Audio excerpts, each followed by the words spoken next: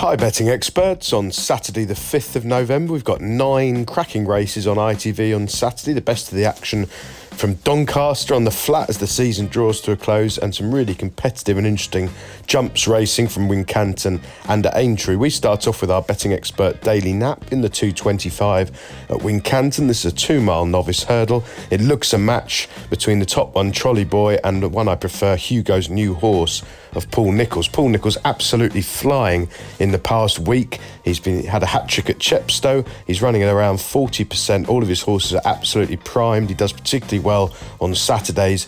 And Hugo's New Horse made a really good hurdling debut at Chepstow in a traditionally strong race. He was beaten by the well-backed Collector's Item there of John Joe O'Neill, but the pair pulled clear, and Hugo's New Horse is likely to get a soft lead from the front here under Cobden, and I think he'll make all the running and see off Trolley Boy up the straight. He likes decent ground. He's a galloper. He's going to be a stayer, probably be a 3-mile chaser in time, but he's very much a horse to follow.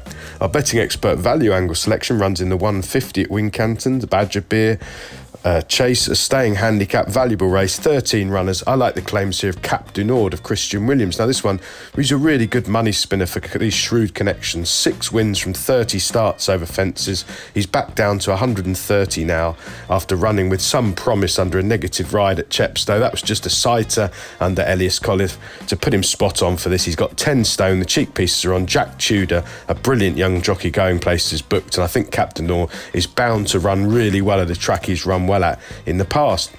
The remaining 7 races on ITV on Saturday, we'll spin through them in time order. The 115 at Wincanton, McFabulous, a very exciting chasing debutant for Paul Nicholls, can win this Rising Stars contest from the front. I'm expecting him to be extremely well schooled. All of Nicholls' newcomers to fences have jumped superbly so far this season. Stage Star earlier in the week, really impressing, and McFabulous is probably one of the most exciting recruits he got. He rounded off last season over hurdles, winning the Select at Sandown in style from the front, jumping the hurdles superbly. He looks a chaser. This looks a really good opening for him. Over to Doncaster for their 130, a listed fillies contest.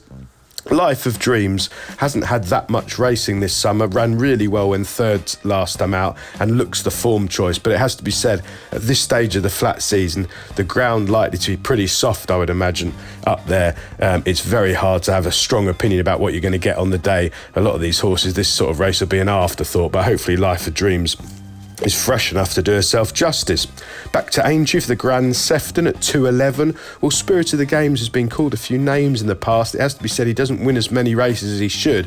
He's a strong traveller, a sound jumper, but sometimes he doesn't deliver off the bridle. But I thought he ran really well at Fakenham on his return. He probably should have won. I suspect he was in need of the run there. Most of Skelton's have been this season, and Spirit of the Games should go well at a double-figure price. Staying at Aintree for the 245, the graded hurdle over 2-mile 4. Well, Langadan here in a small field, I can see it suiting him. He's a smooth traveller with a turn of foot. He doesn't want to be in front for too long, so he'll need to be produced late, but I think he'll be cantering up all over these and have too much speed for brewing up a storm. It looks the only real danger. Over to Wincanton for the elite hurdle at 3 o'clock. Well, Sco Royale, he's not getting any younger, age 10 now. He's mixed fences and hurdles, but he's got a prolific strike rate, and I thought he looked as good as ever on his comeback, cruising clear on the bridle. He's done it at Wincanton before. He's got plenty of speed on decent ground, and I think he'll have too much pace for these in the closing stages.